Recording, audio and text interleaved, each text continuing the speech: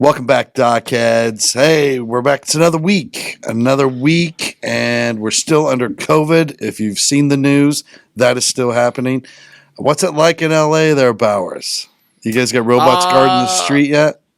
There's no robots guarding the street. It's all pretty voluntary. But, yeah, all the restaurants are closed. You can't be inside at a restaurant. It's all patio seating, which is interesting. So a lot of restaurants, like Chrissy works at Dave & Buster's, they've just not even decided. They didn't even try to open. A lot of restaurants, like everywhere, are trying to live on carry-out or whatever. But there's one restaurant who doubled down and put all their tables and chairs from inside in the parking lot with a little tent over the top of it. No walls, just a little tent. And it's 110 we're in a heat wave, 110 during the day. And you know who that is? You know what restaurant that was that wouldn't give up? Who's that? Fucking Denny's, baby. Wow. Denny's is like, and there are people eating lunch at Denny's at noon and it's 110 degrees. I have no fucking idea what they're doing out there. I mean, Denny's is great when you're drunk, but I don't understand why anyone would go there during the daytime.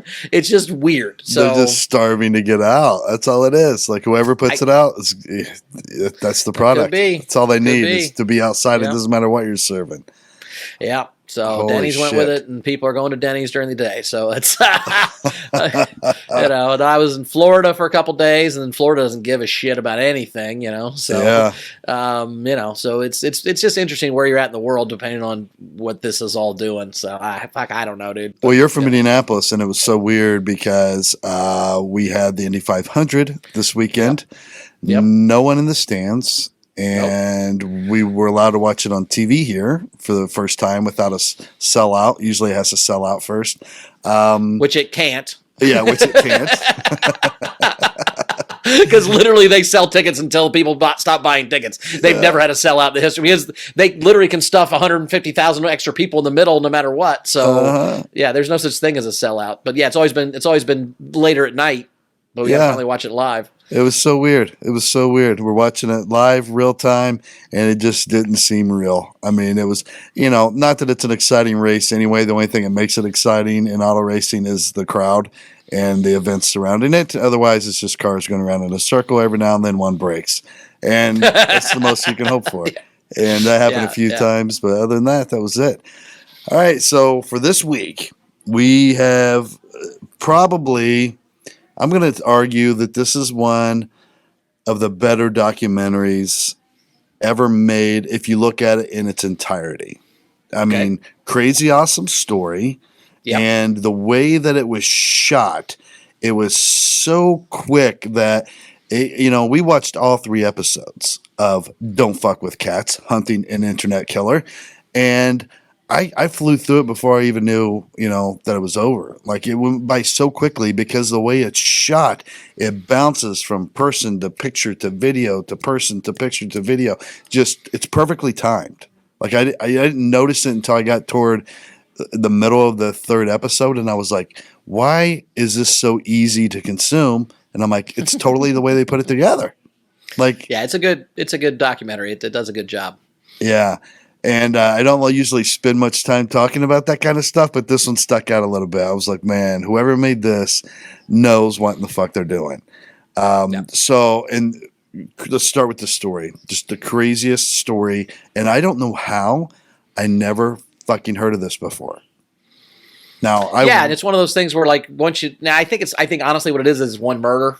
So like that's like, in our society, you got to kill 6-7 people before we give a fuck, to be honest. And it happened in Canada and overseas for the most part. So it wasn't like it was in our, I mean, there were American people hunting him on the internet, but the cops barely believed them. So the regular people weren't going to listen to him. This was Canada's OJ case. I mean, it was pretty much like the biggest case they'd had in a long time in Canada, and outside they've had some serial killers or whatever, but the time it was going on, because it crossed international lines, Europe and Canada working together, like it was a big deal, and us below 2010 had no idea what was going on.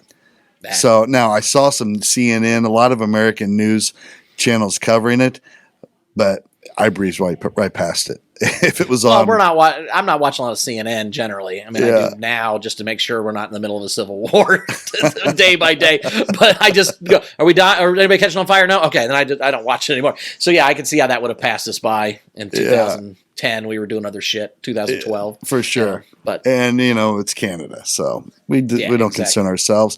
But it starts off with, and the reason this is so interesting is because there are these internet sleuths or self-proclaimed internet hunters or detectives, whatever you want to call them, whatever they call themselves, that follow this thing from the beginning, and they become an integral role in the police investigation at one point. So when it first starts off, we meet Deanna, whose screen name is Body Moving 99.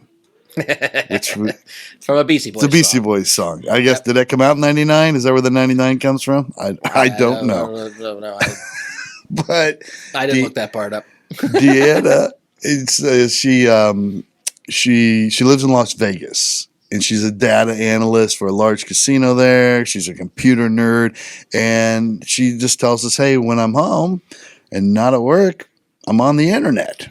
And right when this thing kicked off, she was freshly out of a relationship, which I find hard to believe. I mean, who would break up with her? Yeah, she sounds like a gem. And to look at her, she looks like maybe she has catfished a dude or two. I don't know. I'm not passing judgment. But she has I've dated a couple women that looked very much like her, so I was actually kind of turned on by her. I thought, oh, she's cute. Yeah, I mean, And I like her. I like her a lot in this. Yeah, she tells it how it is. She uses fuck, which I love, in a documentary. So this happens in 2010. It's, I think, in November of 2010-ish, toward the end of 2010. She's just into this relationship, so she's full on escaped by diving even deeper into the internet in her off time. And she comes across a post on Facebook that was getting a lot of action, and it was called One Boy, Two Kittens. Now, first of all, I just got to think, I was pretty active on Facebook in 2010. She's looking at other parts of Facebook than what you and I are looking at. This isn't people's pictures of people's breakfast and their Halloween shots and maybe a kid or two if you've got one or two friends that has a kid. This was, I don't know what part of the internet you're looking at where there's videos of cats being killed. But I will say I have a theory, Todd, and that is that had he just started with humans and not killed any cats, no one would have given a fuck, and he could have put videos up all day, and they wouldn't have chased him down. That's important. His big downfall was he killed kittens first. He took these two kittens, he put them in a vacuum seal bag, and he sucked the fucking air out, and you kill these fucking cats, which is terrible. I mean, I'm not a cat. Well, I had cats growing up. I like cats. I'm not I'm not somebody who has animals. I'm not a big animal person, but you don't want to see an animal get hurt. You know what I mean? You don't want to see it suffer. Well, so I wouldn't even watch the video. If I saw something like that, I would just click off of it. I don't. Evidently, everybody did. I mean, at some point, she even says, listen, I am the internet. I know the internet better than anyone. And she starts to explain and describe the bowels, the underbelly of the internet, where there's all this raw porn and there's, all these sick fetish areas you can go to and all this stuff. And so basically she's like, the internet only has one rule. And that one rule is don't fuck with cats. And Rule zero, baby. Murders two baby kittens in a vacuum sealed bag, sucks the out of it with the vacuum in front of everybody on a bed, and puts it out to the world. And she and the rest of the internet were beside themselves. I mean, they were ready to freaking hang somebody from a rope.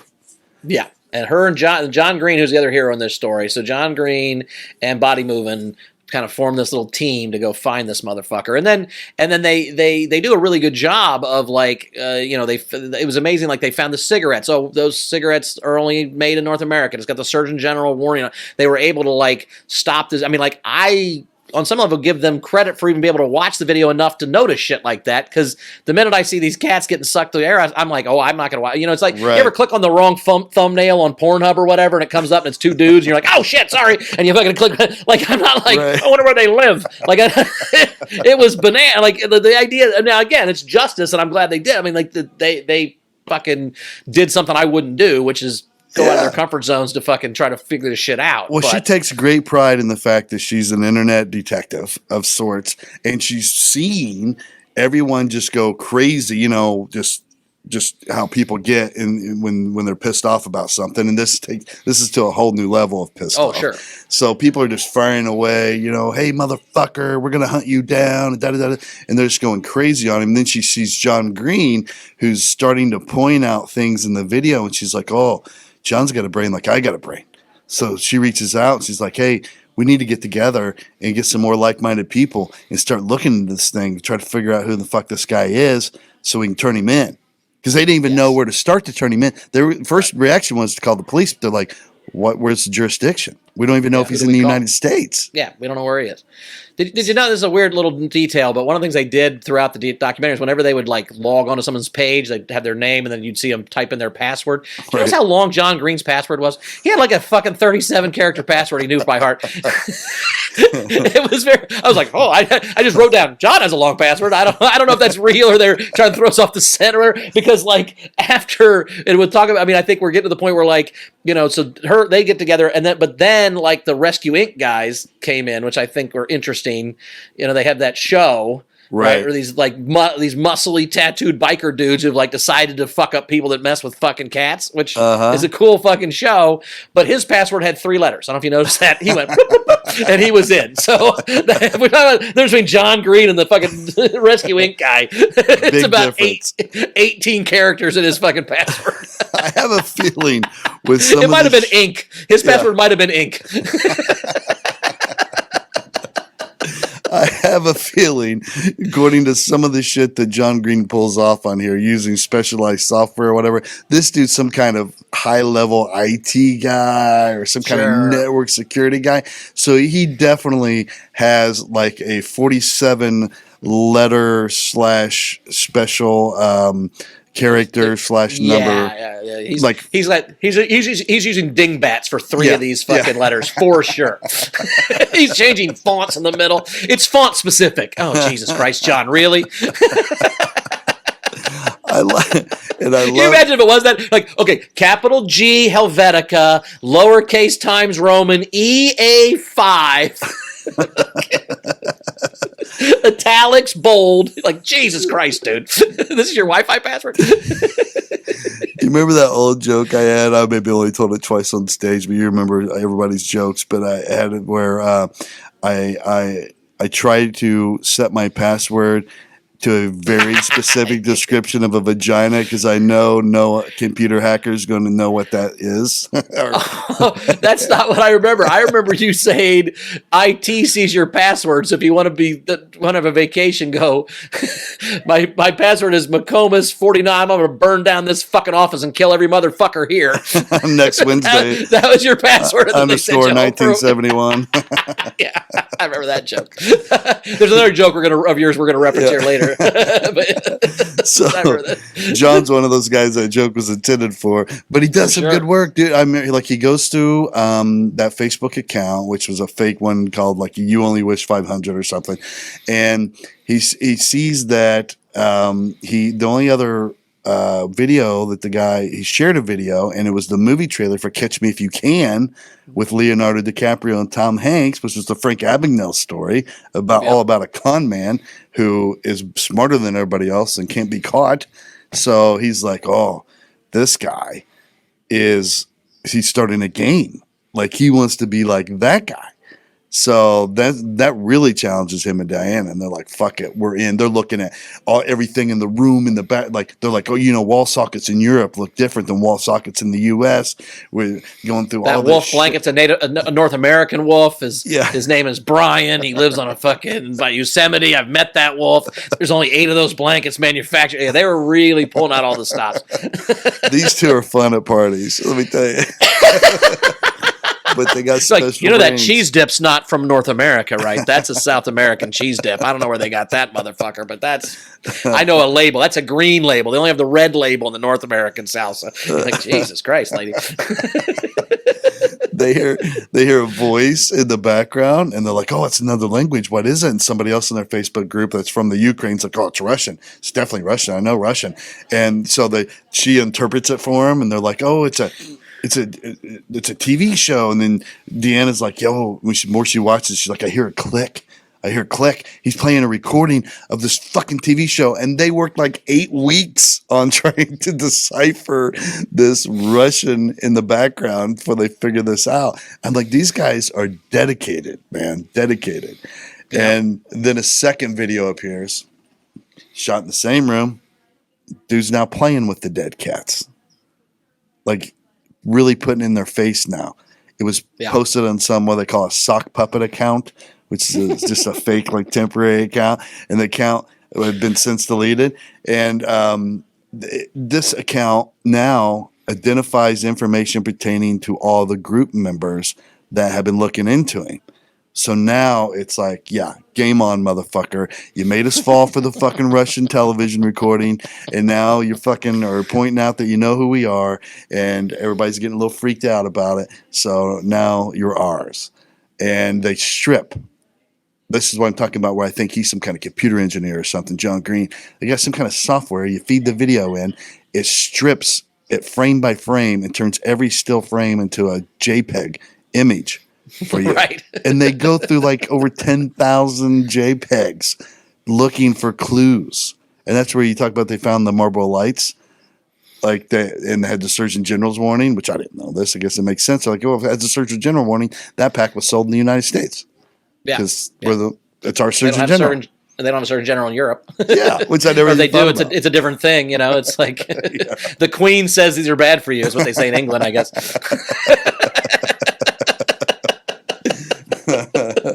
And I really liked all the work they put in to the yellow vacuum cleaner that was used to suck the air out of the vacuum thing. Oh, God, she found the vacuum cleaner and the fucking where it was sold and fucking they were intense, dude. I mean, if he just killed people to begin with, there's no way they're going through 10,000 JPEGs. But fucking cats, they're gonna fucking do it for. Which I get it. People can be assholes. Kittens did nothing wrong. You know what I mean? Right, like if you kill a dude, like, well, he was probably being a dick. Maybe, who knows, right? There's probably a backstory there, right? But we killed 2 kittens. No, fuck you. You're a terrible person. There's no backstory to that. What did 2 kittens do? Fucking allergic reaction? You? Well, that's your fault. Yeah, they steal all your milk. Come on, man. They're kittens. They're gonna do what they're gonna do. Kitten's gonna kitten. Did they unravel your ball of yarn? He's a championship knitter. They kept fucking with the yarn, and he lost the big knitting championship because he's 2 kittens. Yeah, maybe then, I guess. Oh my god! And then I like your crew comes in. Those guys, Rescue Inc. or whatever, which I didn't know was a show, but it looked pretty like a cool. Fun show, Bunch of big ass dudes with tattoos all over them. Yell at you for fucking neglecting your cats. We need to send those to your neighbors. Yeah, no shit. Why do you have these dogs tied up to the tree? And then they tie him to the tree. Yeah. They make him eat dog food and fucking bark all night. They do. But they put out a $5,000 reward. Yes. And which, now that's my question as a cop. Like, so I've just watched Law and Order where they're like, oh, they're so pissed when somebody comes out and puts out a reward because then every crazy comes out of the woodwork and calls you and tells all these false fucking whatever. Is that a real thing, or is that just a TV thing they tell us? A real thing. As soon as they started talking about it, I was like, oh my God, I can't even imagine.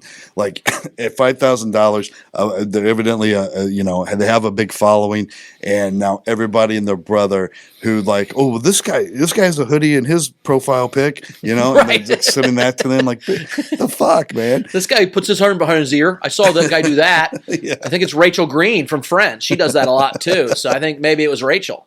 Like, no, God damn it. This guy owns a vacuum cleaner. Get him.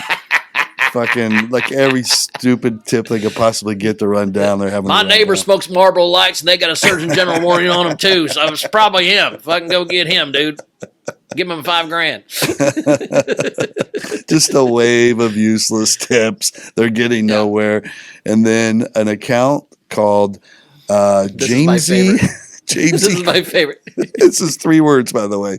First name Jamesy, middle name crams a lot, last name in his ass. Jamesy crams a lot in his ass. Best internet name I've ever heard in my life. Jamesy so crams a lot in his ass is such a great. And when you see it typed out, it doesn't sound like that. No, like it's spelled in a way where you're like, oh fuck, that is what it is. It's like in his ass, like it's spelled with like it's INA. It's just a weird. You don't fucking put it together until they say it out loud. You're like, fuck, he got me. Jamesy crams a lot in his ass. Posted on Facebook. I step on little kittens and make videos of it. And he posted a video of a kitten being burned alive in a cage. Yep. And then the Facebook pic profile is a side profile shot of a dude who looks very much like the dude in the video that suffocates the cats. So they're like, oh fuck, we got him. Finally we got a good tip. With a Santa hat, which was a big deal. Santa hat. And side shot through him. And even when I saw it, I'm like, because I hadn't watched this in so long, I'm like, oh, fuck, they got on this guy really quick because he looks just like him. And then eventually, the Rescue Inc. guy, he talks to his sister, I guess, who has she's done some criminal profiling. She's a sociologist or psychologist or whatever. And she says, you should get a hold of him. Send him a message. He's like, fuck, you're right. I'll do it. Sends a message. He's like, hey, you the dude that killed the cats? And he's like, yep, there ain't nothing you can do about it.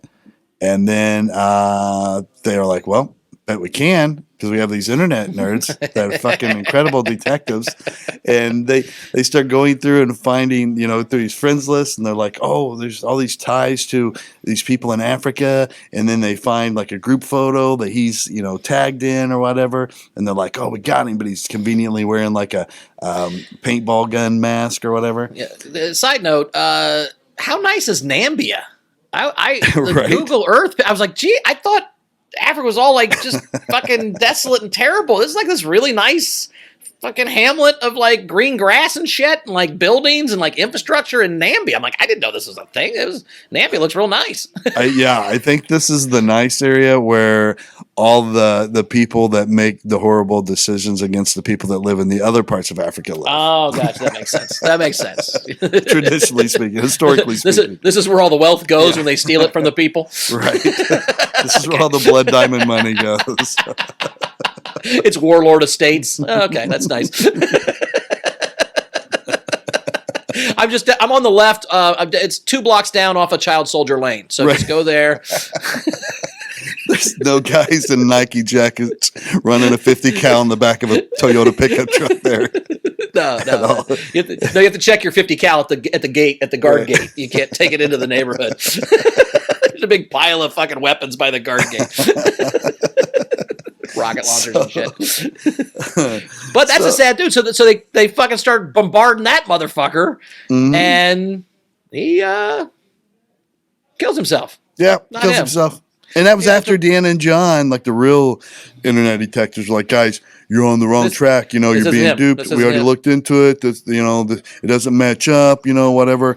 And they're like, nope, we're going after him. And he blows his brains out, or however he does it. However he does it. Probably paintball gun to the... I don't know what he did. But anyway. And that is what's weird about the internet and the world. Talk about where we live right now. Where, like, once people start to believe something, you cannot convince them otherwise, no matter how many fucking facts that you have. It's crazy. Like, once you've made your mind up... and this happens all the time. We watch forensic files or whatever, where it's like...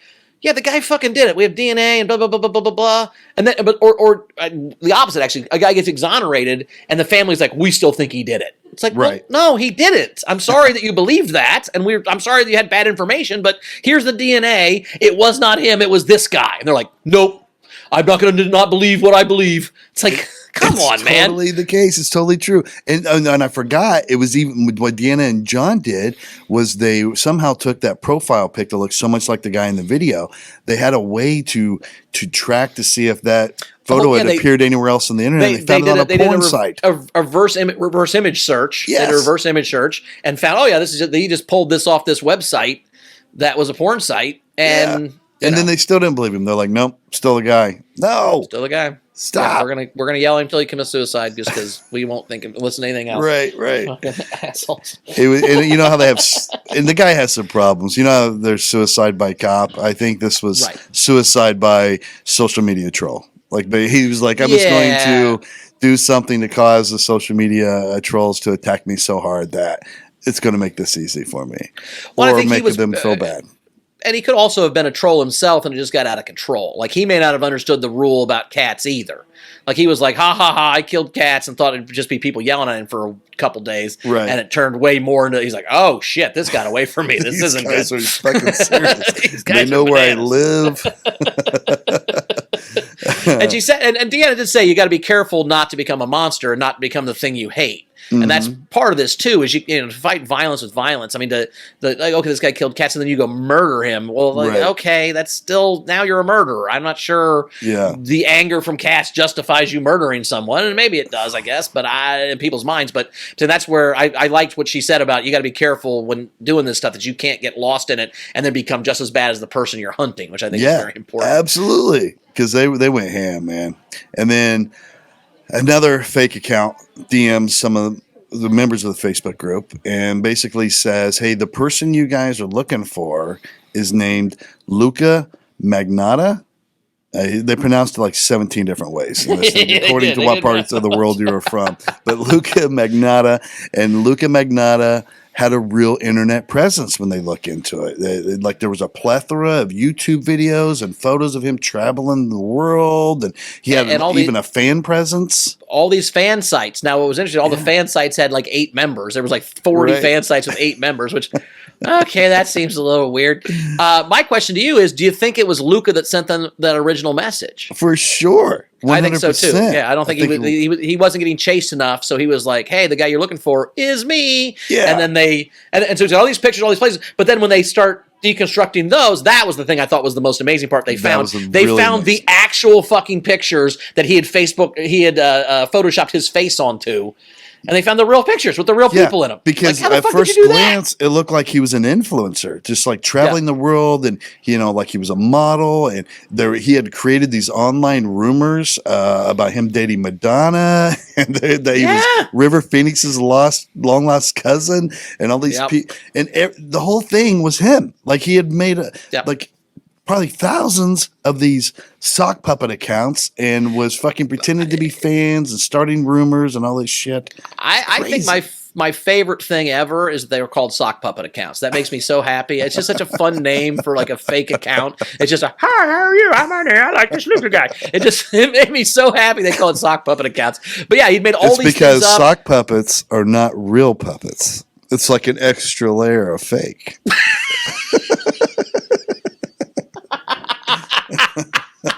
I ain't no real puppet. Fuck, where's his arms then? Then where's his goddamn arms? If he's a real puppet, where's his fucking arms, Todd? That's what I want to goddamn know. That's great. It's an extra level of fake. That's beautiful, dude.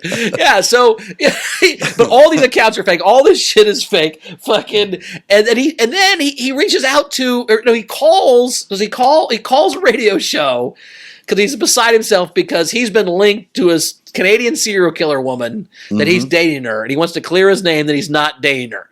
He's never dated. He's making all this shit up. It's fucking crazy. This guy from the Toronto, which is like the tabloid paper of Toronto, goes and interviews this dude, and he's like, "Yeah, I just want people to know I'm not really dating her." Carla Homolka, I guess, if you're from Canada, you know who Carla Homolka is. I guess a famous Canadian serial killer, and most hated woman in Canada, they say. Yeah, the most hated woman in Canada. You got to do a lot for people in Canada to hate you. You're right, because these are the nicest people in the world. The nicest white people in the world. I'll say that. Yes, for sure. He claims he's losing, it's killed his modeling career and all this shit. So now he's really he's created a whole fucking thing where he actually ends up with a pretty significant 7 minutes of fame in the Toronto area. That's great, and also puts together this narrative that someone is fucking with him. Someone is doing this to him. Mm-hmm. I think to set up if the cat thing comes out, be like, see again, someone's picking on me. I don't know who it is, Right. but it's not. I'm not dating Carla. Go ask her. She's never even heard of me because she hasn't. Right. So it's not me doing the cats either. I think he was trying to later we'll talk about how he set up another alibi, but I think he's thinking ahead. He's putting this in motion so that he can point and go, see, someone's messing with me. They keep doing this. They did it with Carla. He's just... And he wants to be famous, so he's kind of accomplishing that. He's killing so many birds with one stone. he's killed so many cats with one stone. But he obviously, in the meantime, the Facebook group, they start to get really serious because now they're like, oh, we have a bunch of yahoos in here, and they're getting squirrely. We know who each of us are, so they kind of just scaled down to a special forces group of internet investigators. Because they didn't want the crazies to kill another guy. They didn't want to put the wrong thing up and the crazies go after him again. Another guy commits suicide, right? So they just are like, all right, you guys aren't nuts. There's 10 of us that kind of know what's going on. Now they have a secret Facebook group that's going to hunt this dude down. And they go through all these pictures, and apparently pictures have GPS data on them sometimes. Right. And they finally found one that has it. Yeah, he takes a picture of himself on a balcony of an apartment building, several stories up, and John goes to work and starts looking at everything in the background, and he finds a Petro-Canada gas station in the background at the adjacent intersection, and then he narrows it down to it's a popular gas station, so all over Canada. He's like, what the fuck? But then they end up finding some other little blurb or blog post or something where he tries to claim that the paparazzi were chasing him. Some post he put out, and he actually mentions a neighborhood or a specific geographic location where this happened. So then John's like, well, let me see how many Petro-Canadian gas stations are right there in that area.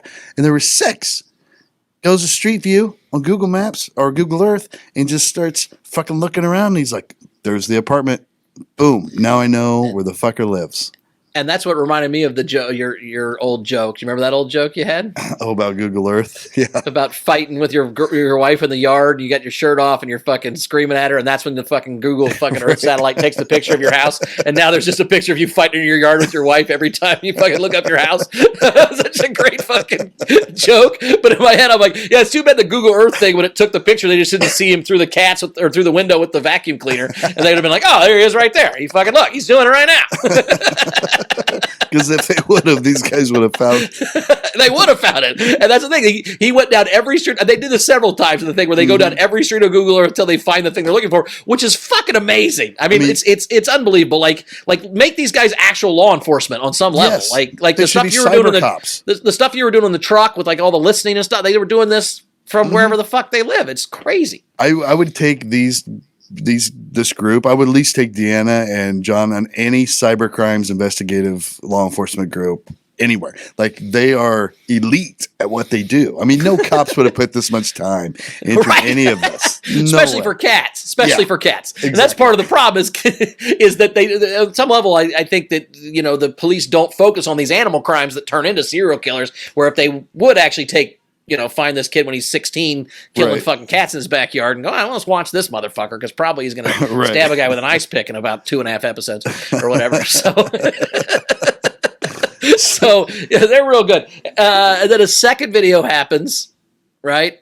Well, they send the Toronto police to that apartment, right? So they're like, hey, this guy, he killed these cats and he's there, whatever. And they go there. He did live there, but then they were like, the leasing office people were like, well, he did live here, but he moved to Russia. So now the police are like, sorry, he's already left the country. And then everybody kind of gets deflated. The Facebook group kind of loses interest, and they were down to only 8 members from hundreds, and then they pretty much had given up.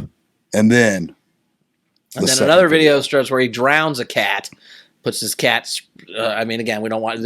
Luckily, they didn't show us the videos. Thank God. I'm glad this documentary just alluded to them, and there were some fuzzy things where you could see happen. But I mean, it wasn't. We didn't have to watch the horrific shit that this is, right? Because this cat's real cute, and he's just like, "Hey, I'm a cat," and then like he's like wrapped in bubble wrap, and then on a stick, and then like and he surrounds the fucking cat, and. You know, it's and he even like wears the Santa hat. He wears a Santa hat that says "fuck you." Remember that guy you killed that wasn't me? Yes, I saw you do that, and I'm fucking watching what you're doing, which is a really crazy fuck you to the whole thing. Like I know about Jamesy, the guy who sticks so many things up his ass. Right. But then he found out he's wearing the same sunglasses as he was in one of the fucking videos he faked. So now they know it's fucking him. You know. Yeah, and well, that was in the third video, right? The Santa hat, because that was like after he drowns the cat. Now he does the video with the Santa hat and all that shit to call him back to Jamesy, where he puts the cat on a bed, and then a python crawls out from under the covers and fucking eats the cat.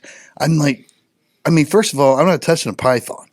Like all that other crazy shit, but he like goes out and finds and buys a python. I only do that when I pee, Todd.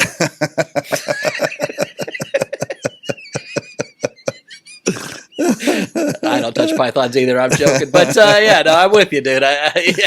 He feeds this cat to and that's why he had the Santa hat on. But it's just, again, I know who you guys are. This is a fuck you to them.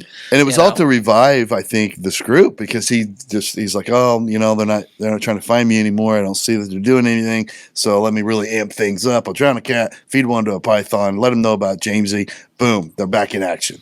Videos were posted under an account, which I thought this was interesting. The name was Leslie Ann Downey, who turns out was a victim of Ian and Brady and Mira Hanley. I got the Moore murders. I guess it's a famous English serial killer couple. Team. Yeah, who killed 5 children. And Leslie Ann Downey was drowned in a bathtub.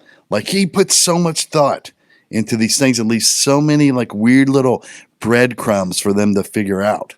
Yeah. Like at some level, I think it's kind of a mutual respect between him and if he wasn't killing cats and people, this would be a fun little game. Like this would be a fun game to play with your friends on the internet. Like see if you can catch me and figure out where the fuck I am. I mean, it's kind of people do those geocaching where they got to go find the GPS coordinates and figure out where they. It's kind of the same thing except people are dying, so it's not good. But I'm saying but as far as putting things together, and he put some thought into this shit. It was impressive. Yeah.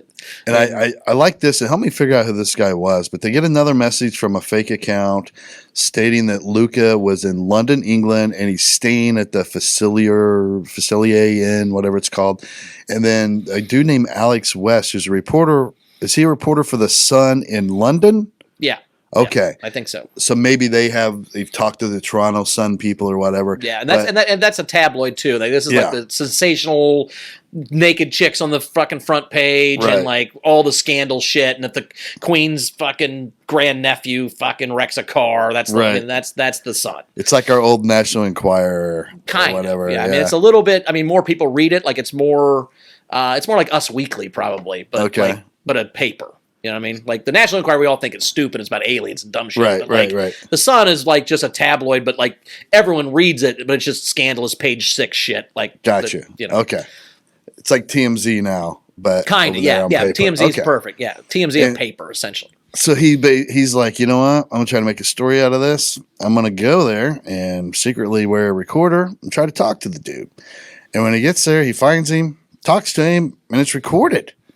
And he's like, hey, man, is this you in these cat videos? That looks just like you. You the guy killing these cats? And he's like, no, it's not me. There's somebody out trying to pin stuff on me. And that's all I got to say. And he just walks off. What he says, my favorite line where he goes, no, you'd be amazed what they can Photoshop these days. Yeah, you Photoshop, motherfucker. We know what you can Photoshop. You'd be amazed what they can Photoshop these days, is what he says to the fucking reporter guy. It's the most ballsy fucking thing ever. He's being Photoshop fucking framed, is what he's telling the guy. Yeah. Okay. All right. Your whole life is Photoshop, motherfucker. What are you talking about? Yeah.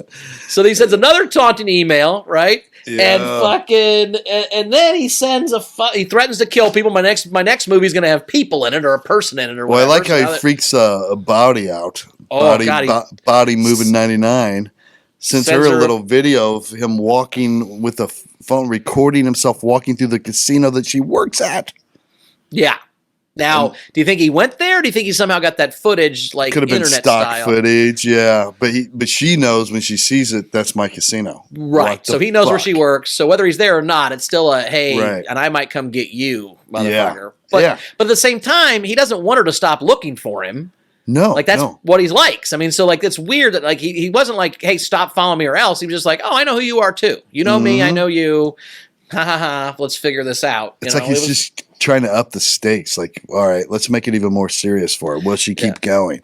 And then I love this part because then Deanna's like, oh, now I'm thinking, okay, is he close by? Was I him in the casino? Is he going to come to my work? So now I got to tell my boss. And she has the presence of mind to think, well, now my boss is going to think I'm fucking crazy because when I get home, all I do is hunt down people that kill cats. Like, fucking, right. Like, there's only one thing worse than your boss thinking you're a crazy cat lady. It's to think you're a crazy cat killer hunter lady. You know what I mean? Like, well, and then also this killer might show up at my job. So hey, I'm going to tell my boss, hey, if a dude comes up with the thing over his ear and he's doing this a lot and he asks for me, tell him I'm not here. Right. He might be trying to murder me. He's probably going to murder me, which we and don't. He might murder you, by the way, because you're my boss. So maybe he's going to send a message because he likes to play games. You look like a cat, so that's also. What's weird is, did you notice Deanna kind of looks like a cat? I didn't put that together, but I'll give it to you. I mean, I thought it was weird. She kept doing this during the interview. She would do look at her hand, look at her paw. Yeah, when she would rub her face. You know what I loved? What came to mind when I'm like seeing all the shit that these. Oh, excuse me! I just burped in the microphone. It's so professional. All the shit that they're going through and using these pictures and all this stuff, like to catch this person. And I think it's fun. I wouldn't be able to sit there for the amount of time that they do, but so I give them props for that. But I remember one time I was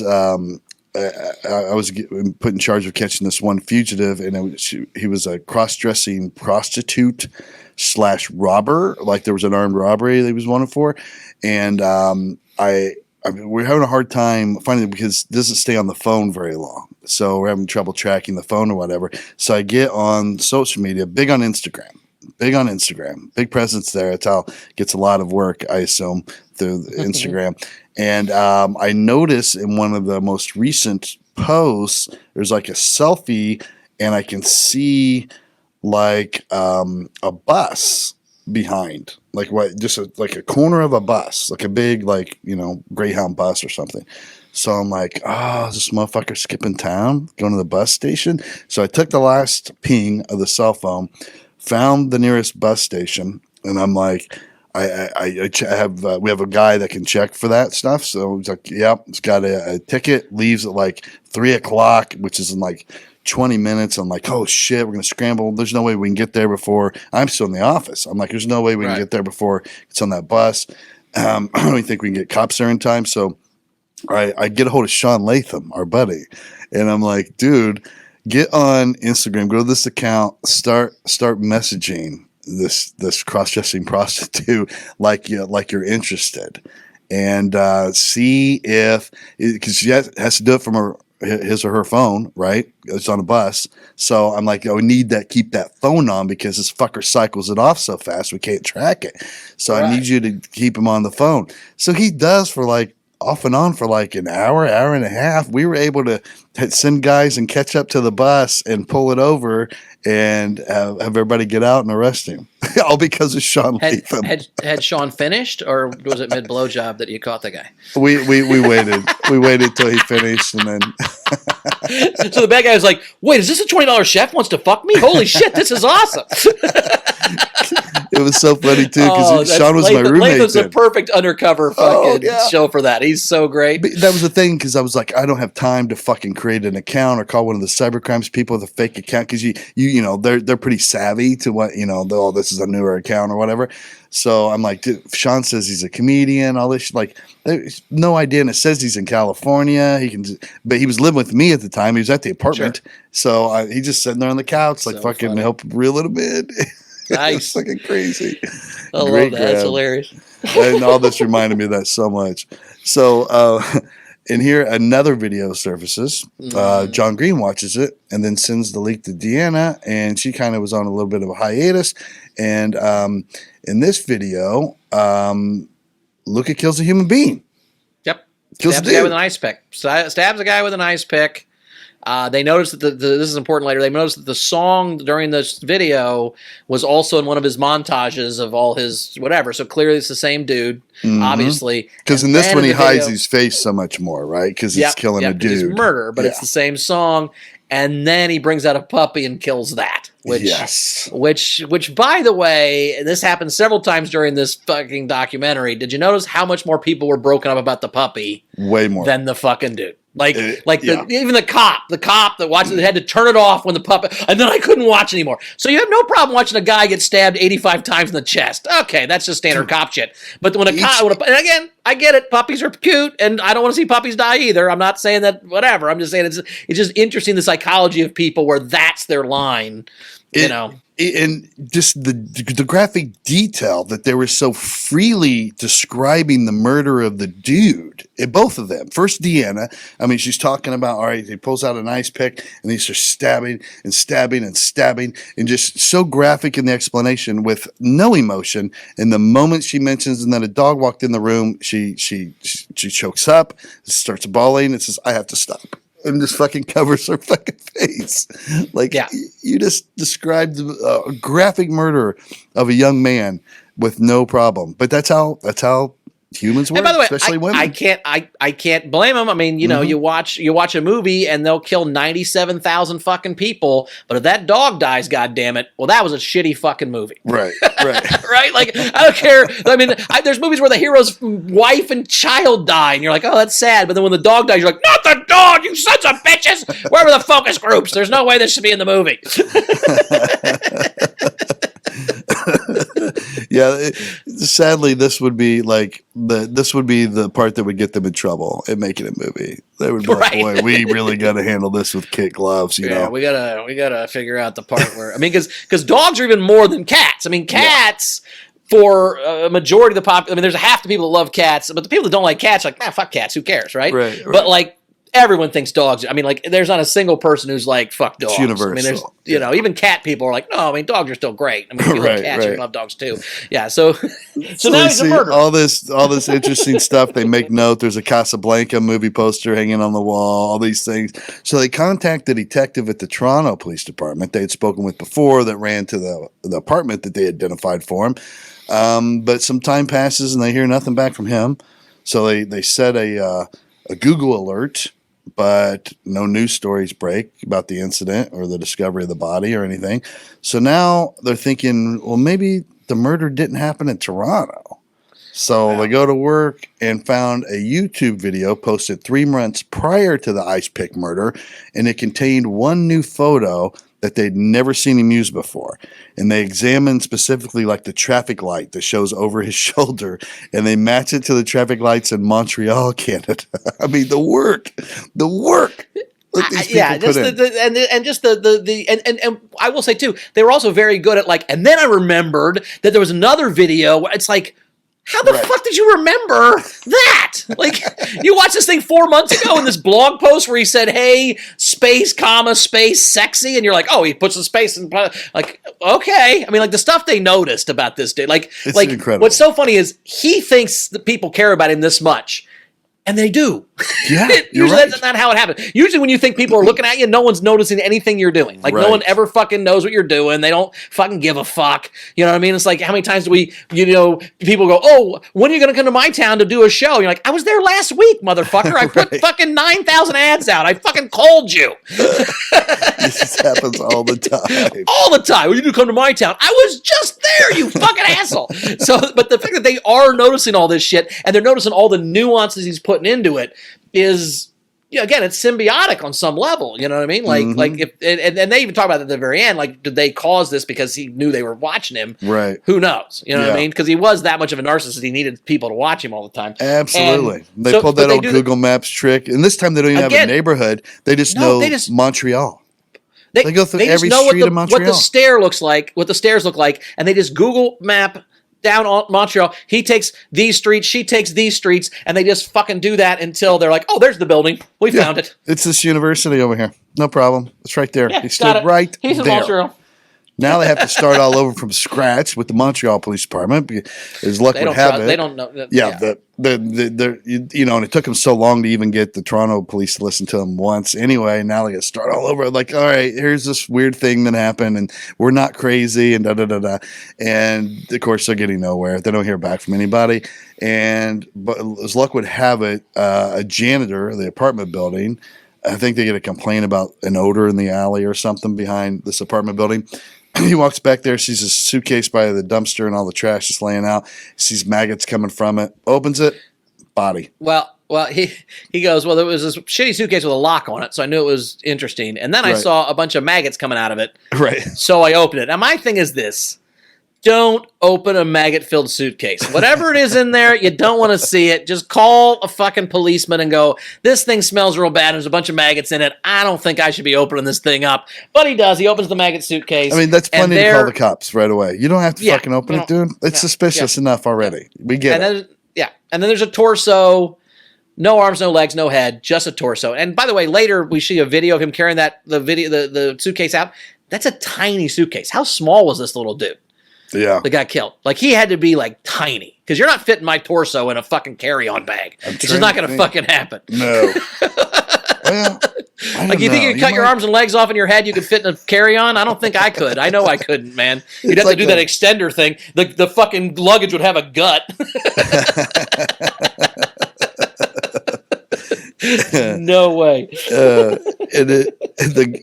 In a garbage bag behind the suitcase, police find a crumpled up movie poster, which they discount at the time, the dead puppy, blanket stained with blood, and Luca Rocco Magnotta's driver's license, and a bunch of pharmacy receipts with his name on it. And I got to be honest, Todd, at this point, we're an hour and a half into this 3-hour documentary in 3 parts, and my thought is, how the fuck is there going to be another hour and a half of this shit? They got him. This is it. Like, his ID's in the fucking garbage. And they did say that they even though he didn't have a head, arms, or legs, they knew it was a white male because he had a small dick. But that's another thing. But they're thinking, this is our victim. Yeah, they think, what murder is going to... Throw their own driver's license into the fucking garbage bags with all the murder shit. Right. And it's a guy trying to get caught. So they go up to the apartment. They're like, let's go check out the victim's apartment, blah, blah, blah. Oh, weird. It smells of chemicals, and it's just really, really super clean, but we don't have a search warrant, so let's back out. There's obviously no one in danger. There was a bucket in the bathtub. Yeah. Oh, yeah. That's not a good sign. You go to a house, and there might have been a murder in there, and there's just a bucket. In the bathtub, like, what's that bucket for? People don't have big ass fucking 8-gallon buckets in their fucking bathtubs very often. I would have bumped on that. Clean today. Well, they do a good job. There's one cop I really like. That one Montreal cop. The guy on the ground that gets sent to do all the work for the lady cop. Yep. Like that detective, man, he's good. He goes through all the surveillance camera footage of the apartment complex, spots him. He's like, all right, that's our guy. He's dumping trash over like 20 trips with little trash bags and suitcases and stuff during this 2-hour time frame between 2 a.m. and 4 a.m. Very suspicious. All right, that's our dude. And then the packages began showing up at a government office. He sent the Conservative Party. He sent the Conservative Party a foot in the mail, like to the government, and with a poem. The poem. He's a terrible poet. It doesn't rhyme at all. It says, "Roses are red, violets are blue. Police will need dental files to identify you, bitch." You totally ruined the rhyme. What are you? Are you a poet or you're a rapper? You just ruined it. Yeah. With that one extra word. Hope you feel better about yourself. But this is when it blows up.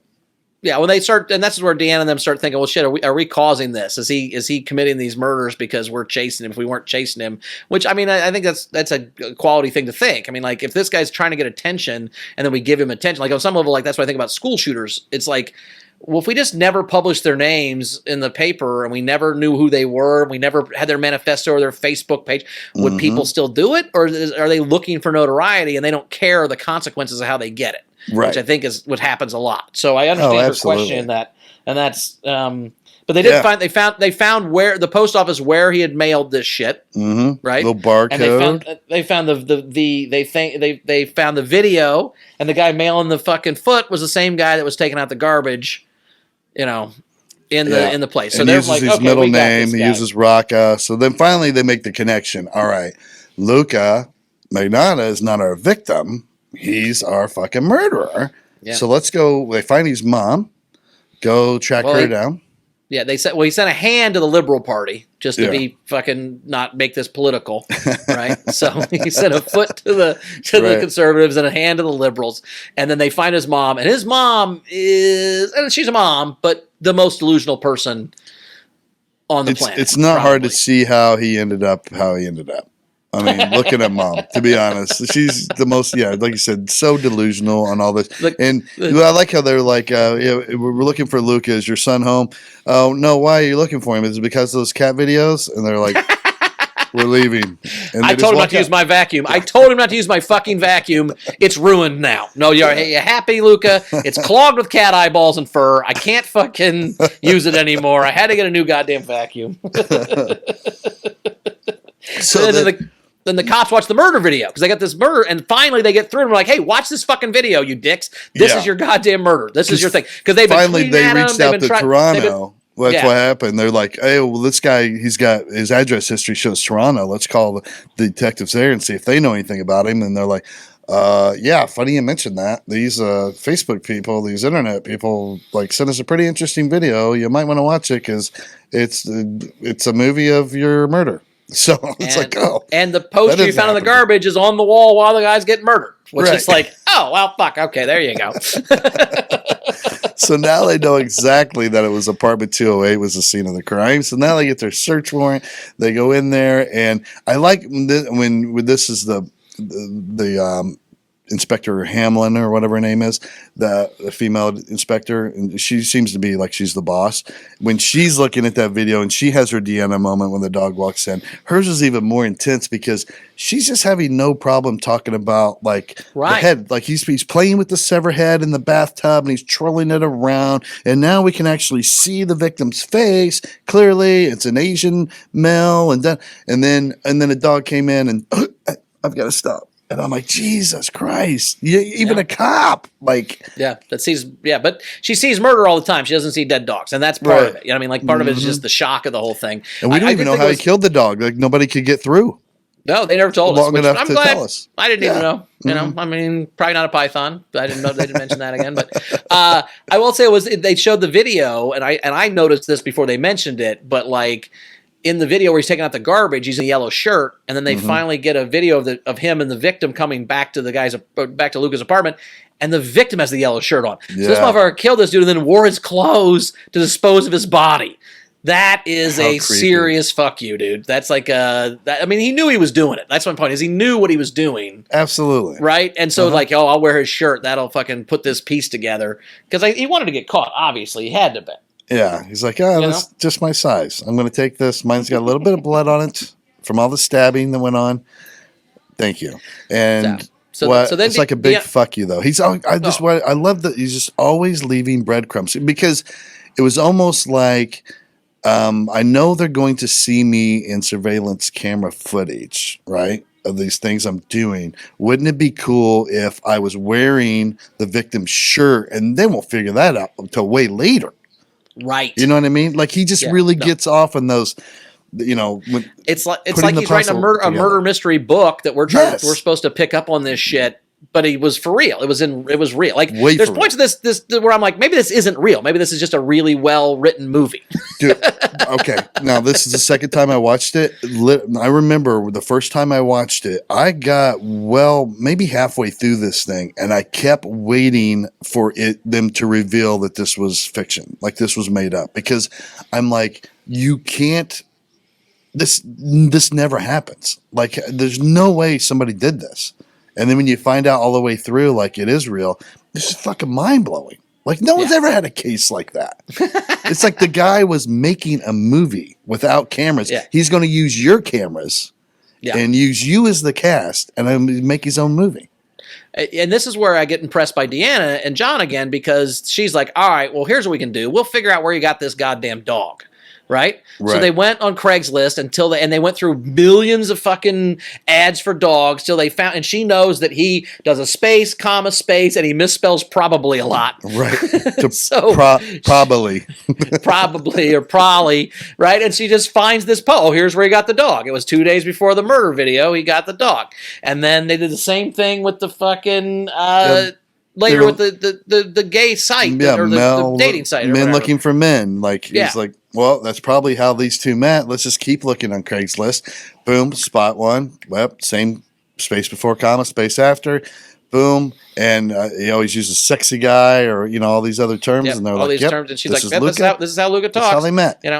Yeah, so they get Jesus. Once they see this video, they get the warrant for the apartment. They go. I liked when she called them the white forensic suits, the bunny suits. I thought that was funny. Mm-hmm. So they put on the bunny suits, and there's just blood fucking everywhere, right? Yeah. Just blood everywhere. They luminol the shit out of the apartment, and it was a blood bath. And they could tell. It's interesting how they could tell, like, she's like, well, obviously the most blood was on the bed, so that's where the attack happened. We could see that. And then we could actually see where the body was dragged from the bed to the bathroom and then propped up against the door. Like, crime scene reconstruction shit. You know what I mean? We could see that from the luminol trail, which I thought was pretty cool. And then Deanna revisits while they're doing that. Like, well, that's police stuff. Now let's do our online stuff. Mm-hmm. I'm going to revisit that song that was in the background. And she discovers that it was used in the opening scene of American Psycho. Another little breadcrumb that he left for these people.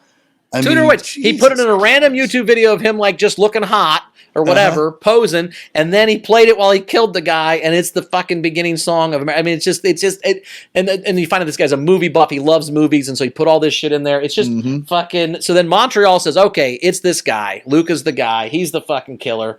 And now they're both like.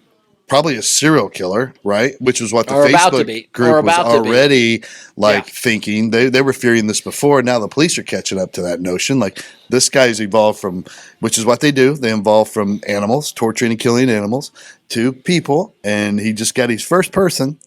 And even Deanna says, well, he does everything for a reason. He's like, there were 3 like animal killings.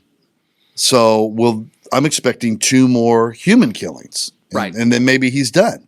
Like, she's just trying to really get in his head, which I'm all about Deanna at this point. I mean, this chick has got a good detective brain on her. Yeah. And there's actually a third part of that. So I don't know if you know this. So killing animals is actually the second step. The first step is you become a stand-up comic. And if you can't kill on stage, then you start killing animals. Then you kill people. That's how it works. So, laugh at comics more. You'll cut down on fucking serial killers. But exactly. So, boy, we got a lot of if you work for the FBI, there's a lot of open micers you should be tracking right now. Yeah, exactly. But then they figure out this poster is of Casablanca, so they watch Casablanca, and he's gonna go to Paris, where he fucking goes. He goes to Paris. They figure out he's in fucking Paris from the movie poster because that's why he put it in the fucking screen. It's so cool when you see that, like, because by now the Montreal police actually send a detective to join the Facebook group, right? Because he's like, oh, we got to get all this evidence they've been collecting. The secret Facebook group, not the big and crazy one, but the one of the 10 people that know what they're doing. He's now part of that. The Navy SEAL Facebook investigators or whatever they were. So, you're right. John guessed right away. I bet he's going to Paris because of the Casablanca thing. He left that little nugget for us. It's an Easter egg. Yep. Boom. He's trying to tell us where he's going. The police go to the good detective, the ground detective in Montreal, goes to the airport, gets the surveillance footage, sees him in the airport, tracks him to a terminal, and boom, he's got a flight to Paris.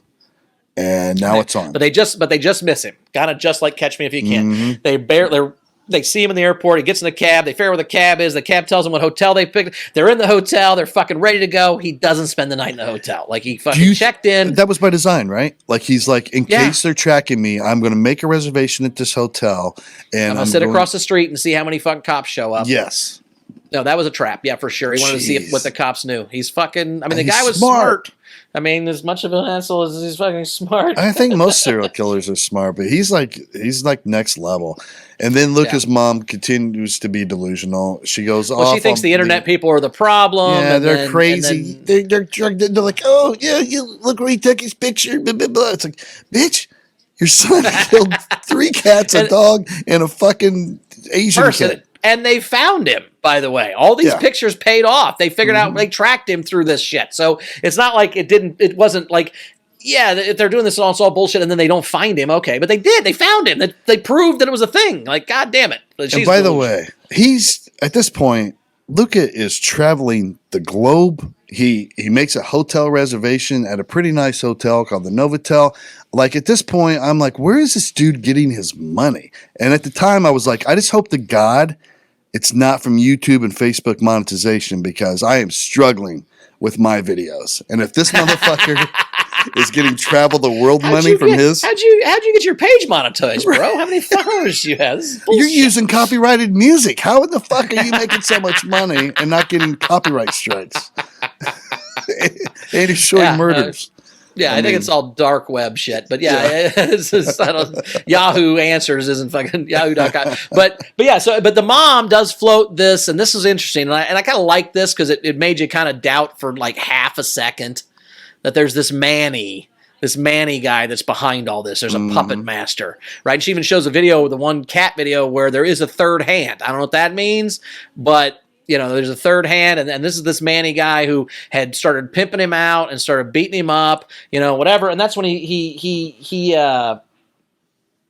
Manny Lopez. There's and his mom does some foreshadowing too in this, because she's like, oh, by the way, here's a keychain thing. It's a picture from the movie Basic Instinct. It's his favorite movie. He just loves movies.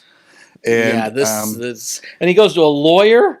And he says to the lawyer first, you look like Michael Douglas or whatever. And then he tells him this whole story about this Manny guy beating him up and making him do all this terrible shit. And because his mom reveals how he really has this much money, right? So mom ends up telling us, well, he moved to Toronto to pursue a career in acting and modeling. And then the group even finds like some audition videos and stuff that he had for different shows. And it just never worked out for him. So he ended up becoming an escort. And according to his mother, making very good money. So the story about Manny springs from being an escort, because he's like crushing it. He's making all this money. And at one point, he just slowly starts to complain to his mom about, well, the clientele now is getting a little darker and they're kind of into weirder shit and they're getting a little more dangerous. And then he kept complaining about this one particular client, Manny Lopez, who had basically become very controlling over him, and every time he moves and goes to a new city and dumps his phone and gets a new one, Manny's somehow able to find him.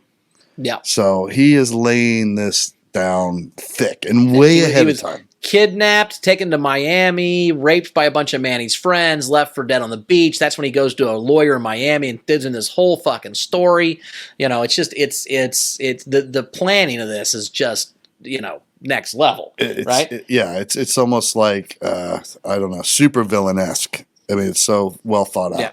Yeah. So Luca is now being referred to as the Butcher of Montreal. He's loose in Paris. The police there have handed this case over to their fugitive task force. They're hitting all of Paris. They're freaked. There's news stories popping off everywhere in Paris about this guy. I mean, like, hey, and they're showing the picture and talking about what he did, and they're calling him literally the Butcher of Montreal, and it's freaking all of Paris out, which is now overwhelming them with bullshit tips, which is really slowing fucking things down, right? So, because now everybody's like, oh, I saw him today at the grocery store. He was buying a baguette and blah, blah, blah. And it was all bullshit. Baguette. So oui. One thing about France, Todd. I love that. He's buying baguettes. He's drinking tiny coffees. He's smoking long cigarettes. French shit. What French people do. Kissing people on the cheek, whatever they do over there. You know, surrendering to the Germans, you know, French people stuff.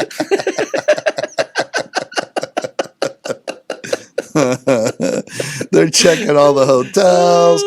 Finally, a manager at one hotel recognizes him from the photo, and he's like, yeah, you know, you booked a room here for like 8 or 9 nights, and he paid cash, and he's probably still in there if you go check. So they're like, boom, we got him. They go there, and the motherfucker is gone, but he has left everything in his life there, like even like IDs and stuff with his name on it, and all his clothes that he had been like he knew I've worn all these in the videos. Shedding his skin, essentially, like a snake. He just shedded his skin. Perfect way to put it. I'm just leaving Luca behind in this room, and there's no more Luca, and now I'm Kirk Trammell, which is the alias that he used to check into the hotel. So he's now Kirk Trammell, traveling somewhere throughout France, and nobody knows where he's at. And Deanna's notifications start going crazy at some point after this. And they're just, at this point, it's out of their hands almost. They're still peeking around, see if they can try to locate him or whatever, but they're kind of out of the game right now. And then John Green posted video of a surveillance camera at an internet cafe in Berlin. And the owner there, he's like a news buff, just so happens, and so he's checking world news all the time, and he sees this story about Luca, and he's like, oh, he's all into it. He's kind of a true crime guy or whatever, and he sees a guy walk into the cafe that kind of looks like Luca, and he purchases some internet booth time. So not being totally positive it's him, he like cleverly like, oh, I'm going to act like I'm, you know, collecting the trash in that area, and I'm going to look over his shoulder and see what he's looking at. And fucking Luca is on the Interpol website looking at his own wanted poster. He wants to make sure they're using the right picture where he looks good, probably. So he can't resist. He's such a narcissist, he can't resist so looking at himself. So he knows that it's him, calls the cops show up, and they fucking got this dude. Right? They got him, finally, right? They can't put him on any airlines to Canada because the regular airlines don't want him. They have to put him on a military plane back to fucking Canada. I love the mom's quote is, she goes, he's just a young boy. Motherfucker's 29. Right. Calm down, right? He said, why do you have so many cops around him? Why does he have to be handcuffed? He's just a little boy. It's like, no, he's a 29-year-old murderer. And and she still thinks Manny's the fucking problem. Right? Yeah. You need to go talk to the puppet master, she said. You don't need to be talking to my boy. You need to talk to the person really responsible, the puppet master, which is Manny, turns out. So they get his ass back. Now they're interviewing. They give him a sweater. They give him a cigarette. And I did notice that. Do you notice even Canadian police are super nice? Oh yeah. Like it was good cop, gooder cop. Like they're like, oh, that's understandable. I mean, like they just were trying to empathize with it. They gave him a sweater and a cigarette, laying it on thick, and they give him this guy I really like. That's the good detective. He's even giving him the old hey. We're not here to talk about whether you did the murder or not. Clearly, we know you did the murder, but we're going to give you a chance to now, you know, tell us why. Obviously, something happened to turn your life around to cause this to happen. You know, just tell us more information. And you think it's starting to work for a moment. Like he made the nice gesture. He got him the jacket. He gives him a cigarette. And then for some reason, they zoom in on this little leg crossing and uncrossing move as he's got the cigarette in his mouth. And you're like, oh, that means something because they did a little zoom on it, right? Yeah. And then the defense hires a psychiatrist to examine him to make sure he's, you know, of sound mind, he's able to go to trial. And his claim of Manny, they want him to kind of look into that to see if it's real. And they go through the trail, man. They're like, well, I don't know. It's looking pretty like he's telling the truth. I mean, I found this old police report in Miami where he was hospitalized because he was sexually assaulted by these guys. And he says Manny was responsible. Yeah, he told the lawyer about it. He told his mom about it. He told friends. I mean, it looks like this is the real deal. And then Luca, Deanna just fucking throws it out and tells us what it is, and it's so fucking great. Oh my God, she they're so pissed off. They're worried now because they get wind of what the defense strategy is, right? They're like, oh, it's going to get blamed on this other guy or whatever. So they go full deep into this, and they went to work so hard. They cataloged all his known aliases through the beginning of their investigation to present. So they go through all the old aliases, and they're like, oh yeah, Kirk Trammell, we had that on there. And they're like, Kirk Trammell, what's that mean? And so they go through, and they end up, they're like, oh, wait a minute. Sharon Stone, her character name in Basic Instinct was Catherine Trammell. They're both K. Trammell. That's where you got it from. We need to watch Basic Instinct again. And when they do, the scene where she murders the guy at the beginning is a step-by-step reenactment. It's a shot-for-shot remake. It's fucking unbelievable. He painted the ice pick to be the painted the screwdriver to look like an ice pick. It's fucking nuts. The Casablanca posters on the wall. It looks like the fucking stained glass window. It's unfucking believable. And then in the movie, now first of all, I will say I was really happy the documentary included Sharon Stone's tits in the fucking documentary. Thank you for showing that scene. That seen really those in a while. I was like, oh God, I forgot about that. How great that movie was. Yeah. But yeah, same fucking thing.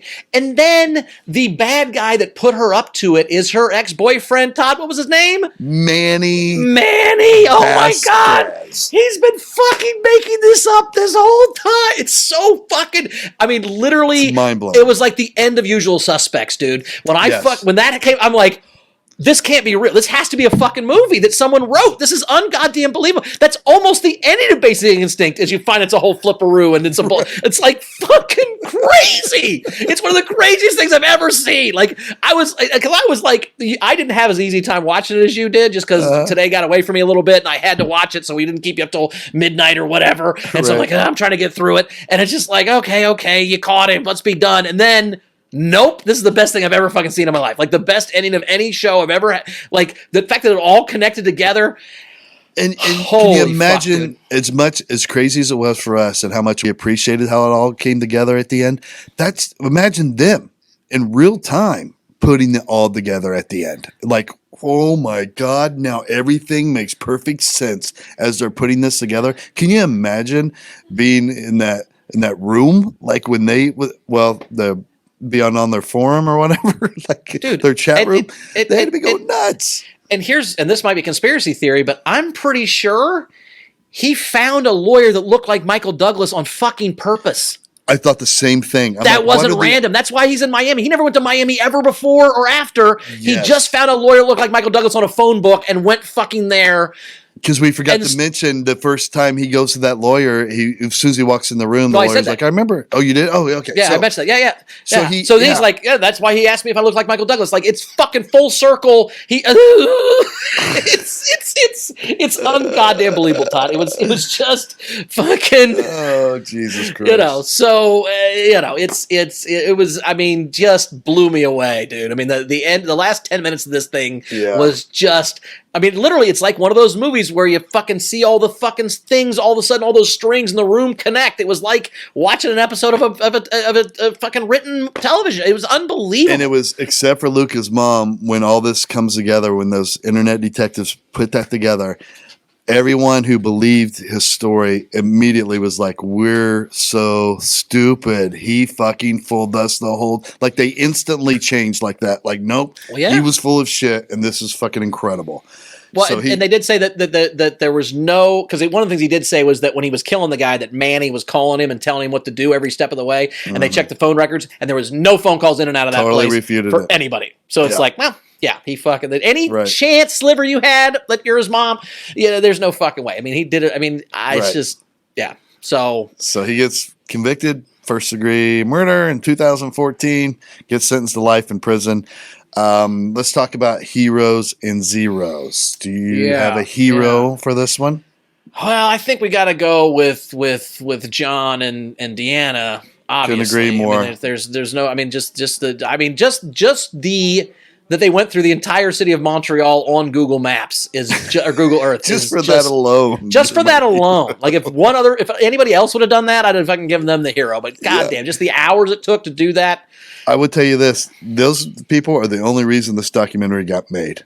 All the work that they did was so fucking incredible. Like that was a story in and of itself. Like, let alone the fact that all this other crazy shit happened. I mean, it's incredible that these people like connected on one thing and put their talents to such good use for the craziest crime ever committed in the history of murder. Yeah. I mean, so yeah, they share the title without a doubt. They're both co-heroes of this documentary. And do you have a 0?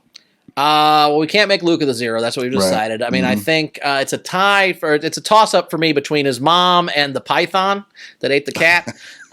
So I think I'm going to go, because the python's a snake. What does he know? He doesn't know it's a cat. It's just a fucking warm body. So I'm not going to blame the snake for that. I got to go with his mom. And I get, when you got a kid, you got to fucking back him up no matter what. But I think that at some point you got to go, nah, my son's a fucking murderer. Yeah, I probably shouldn't have let him watch all those movies. My 0 is going to be Sharon Stone, because I feel like she's directly responsible for the murder of Jun Lin.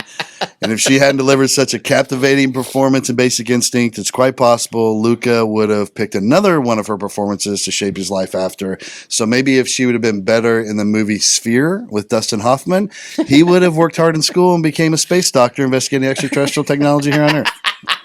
Which would be a much better use of his time. Yeah, it would have been a worse documentary, but a better world. Yeah. So, well, this was one for the ages. If you haven't seen it, now you know you should see it. A lot of you have seen it, so hopefully we broke it down good and funny for you and made it interesting. I want to thank all you guys for your feedback. We're building this thing based on feedback. We're being flexible. Yeah. Yeah, we got no egos in this game. Nah, we want to put out a product you guys like. So just tell us what you like and what you don't like, and we'll do more of what you like and less of what you don't like until it works out. So exactly. Spread the word to other people that are into documentaries, other doc heads that you know, so we can keep growing it. That's your job from here on out. If you are a doc head and you're into this show, spread the word to others like you. And also, if you happen to be in the Toledo, Ohio area, this Friday and Saturday, you can catch me and Bowers there. You still going? Yep. Okay. That's the plan. Catch us there. We're hoping that he is the feature act. We're trying to work on that right now. But either way, he'll be there and he'll be doing comedy. And I will be there. I'll be doing comedy. And we'll be hanging out with anybody who wants to hang out afterwards, say hi, take pictures, drink beers, whatever you want to do. So go to toddcomedy.com, go to my calendar, hit that Toledo show. Ticket info, it'll take you right to where you got to go, because you got to get your tickets online. It's COVID. It's a COVID world. There's no more hand-to-hand transactions in comedy clubs. So until next week, for me and my brother Bowers, we love you, and we are out.